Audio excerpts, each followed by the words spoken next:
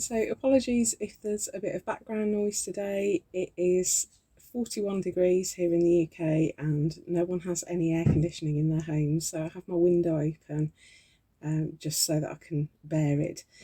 I had a lot of requests this week for a close-up, and I had meant to add a close-up on to the end of the video for our ocean piece, but just completely forgot. So I thought I'd just do a quick as live video. It's not going to be edited because it's just a quick one, just so that you can see it a little bit more closely. So this was the piece. I've pressed it from the back because I've got some synthetic fabrics on here that would melt if I ironed them, and also I didn't want to crush the beads and the stitching because this is such a textural piece. So I folded my ironing pad into quarters. If you don't have an ironing pad, you can use a towel or just an old tablecloth folded up, anything that's going to be spongy. And that way, when you turn your piece face down, I'll get my ironing pad here. So I've just got an ironing pad that I got from a local hardware shop, and I just fold it up and you can see that it's really squashy. So that way when you put your piece face down and press the iron onto it, the thickness of the mat takes the impression of the beads and stitching, and so you don't squash everything flat. So that's what I would recommend to do, and it just squares things off. I've got autofocus on, which is why it's focus hunting a little bit, because I'm going to bring this up to the camera soon. I'm just blown away by how enthusiastic people have been about this piece.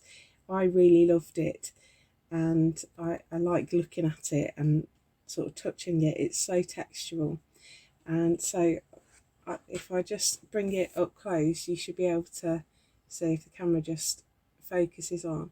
So I've got my strings of beads there, and you can see the spider's web here, and you can see these strings. If you remember, I did sort of random collections of beads and just pinned them down, and so I've got my little strings of beads across there, and the stitches become sort of part of the piece. So if you see just down here, I've got some cable chain stitch, I've got twisted chain stitch here, there's a line of running stitch going along the middle, I've got just normal chain stitch here, and it's sort of very subtle because it's variegated, so the variegations sort of make it come to the fore and go to the back. I've got some white spider's web here, and I cut it so small that it sort of broke apart, and I quite like the effect of that. It just looks very haphazard. And we've got our metallic shining through at the back there and down here. And then if I move down towards the sand, you can see the layers of lace and the sandy spider's web that I've got. There's some more blue spider's web here.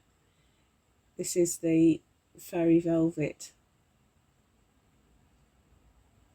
that creates great sea foam, and I've got my crested chain stitch here, so I did it so that the crests come down, just rotated it and stitched along the shoreline there, and I quite like the way it gives a sort of foamy effect.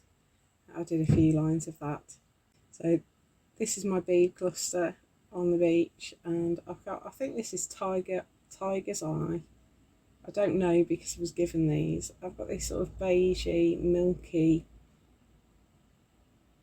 round beads that I quite liked. I've got gemstone chips there, and then I've got a couple of these sort of matte frosted gold beads that I put on. They're probably about 2mm beads, but I just really like that cluster, and it drew attention away from the stitching. I wasn't keen on the stitching showing there. This is just natural linen, just a little bit of off cut and a bit of cotton fabric that's beige as well. So if I hold it so that it focuses. That's the close-up of the ocean piece. So I hope that helps a little bit. I'm sorry I forgot to put it on the end of the video. I was so excited about the piece that it went completely out my head, but that's it up close. And well done to those of you that have done it already. I'm really impressed with what I'm seeing on Instagram, and I'm looking forward to seeing some more pieces that recreate a shoreline popping up on my feed. So yeah, happy crafting, and I will see you on Sunday for our next live stream. I hope you can join us, 2:30 British Summer Time. We're going to be sort of carrying on with this beachy theme and going on our holidays. So that's a little bit of a teaser for you. Hope you can join me on Sunday. Look forward to it. Happy crafting, and I can't wait to see what you create. Bye.